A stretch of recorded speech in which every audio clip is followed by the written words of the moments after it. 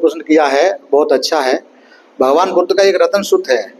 रतन सूत्र में आखिरी गाथा है, खीनंग पुराणंग नवंग नत्य संभवम वृत्त चित्ता न खीन बीजा अबरुल चंदा निबंतु धीरा यथायंग पदीपो। थोड़ा मतलब याद आने बोलने में थोड़ा दिक्कत, मतलब याद नहीं आ पा रहा। ये आखिरी गाथा है। तो उसमें इसका हिंदी आशय है कि जिसके पुराने सारे बीज समाप्त हो गए, जो नया बीज उत्पन्न नहीं करता, नए बीज को जाकर नष्ट कर देता है, उसको उसके कर्म का विपाक नहीं मिलता। अब आपको बताएं इसके पीछे घटना कि जो अंगुलीमाल था वो पुण्य कर्मा था, वो दोषपूर्ण का जीवन नहीं था। उसका पुराना नाम अहिंसक था। अहिंसक अहिंसक नाम था उसका पुराना, आपको बता रहे हैं। मैत्राणी उसी माता का नाम था और पिता का नाम थोड़ा सा हमारे दिमाग में से निकल रहा है। तो अहिंसक नाम था और धार्मिक जीवन जीने वाला व्यक्ति था। जो विद्यार्थी था उस समय में, वो बहुत ही आज्ञाकारी विद्यार्थी था। बहुत सेवा सत्कार करता था अपने गुरु की, अपनी माँ की। तो उसकी सेवा को देखकर उसके जो माता थी, गुरु माता, उसे बहुत प्यार करती थी। बाकी छात्रों से इतना प्यार नहीं था। तो जो साथ के विद्यार्थी थे वो जलते थे, हाँ, द्वेष मतलब जलन मानते थे। जलन मानने के कारण उन लोगों ने गुरु के दिमाग में मतलब दुर्भावना के बीज डाले कि ये माँ को दूषित कर रहा है, गुरु माता को दूषित कर रहा है। इस प्रकार के उसके बीज डाले। अहिंसक का जो चित्त था परिशुद्ध था, उसके मन में कोई दोष नहीं था। तो नहीं वाणी में दोष था, ना शरीर में दोष था। तो उन्होंने इस प्रकार का बीज, गुरु ने आनाकानी की, तो कई बार उन्होंने मतलब माता की सेवा कर रहा है, गुरु माता की माँ के समान समझकर, माँ के कोई पैर भी दबाता है, सिर भी दबाता है, तमाम प्रकार के माँ के साथ करते हैं ना। अब कोई इस बात को गलत दृष्टि से पैदा करे आपके दिमाग में डाल कर, देखो ये क्या कर रहा है। अब उसके मन में भाव है कि मैं अपनी माँ की सेवा कर रहा हूँ, और सामने वाला डाल रहा है कि अपनी जेब मतलब दूषित करने का काम कर रहा है। गंदगी किसके दिमाग में है? सामने वाले दिमाग में है ना। तो जब उनको उस शिष्यों ने गुरु को दिखाया तो गुरु को मतलब गंदी धारणा दिमाग में विकसित हो गई।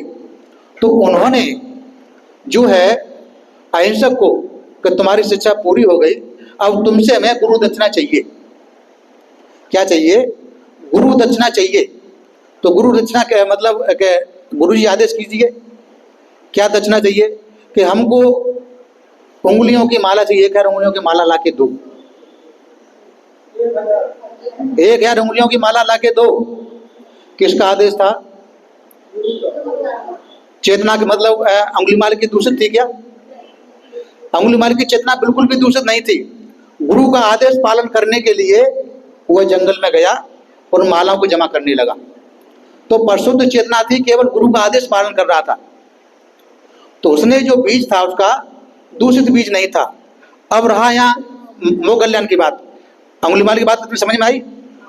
समझ में आई कि समझ में आई? अब मोह कल्याण की बात को देखो। मोह कल्याण वर्तमान जीवन में अर्हत था, मुक्त अवस्था को प्राप्त था।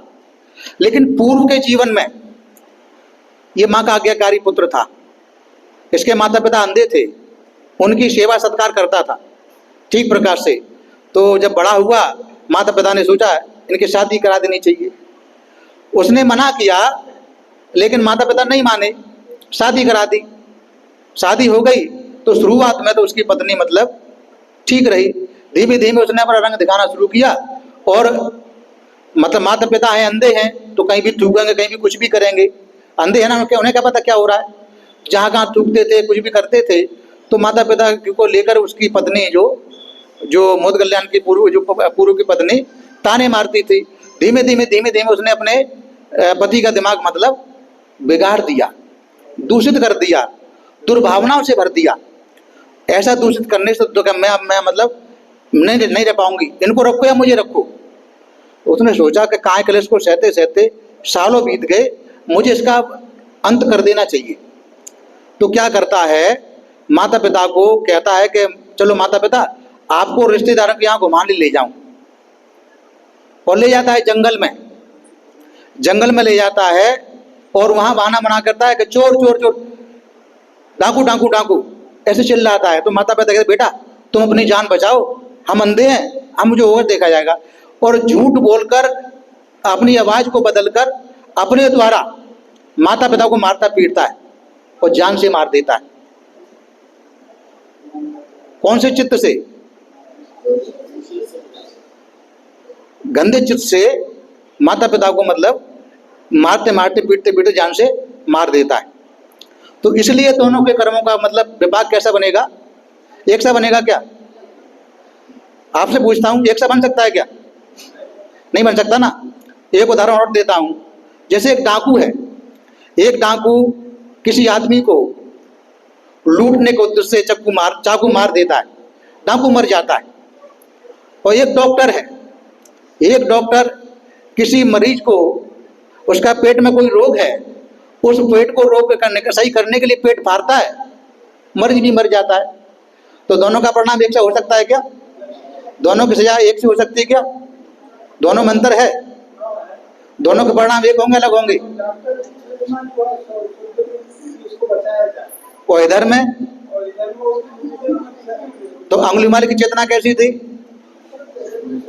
और मोदगल की चेतना कैसी थी? परिणाम कैसे होंगे? अलग अलग होंगे ना। संतुष्ट हुए? ठीक है, बहुत अच्छा।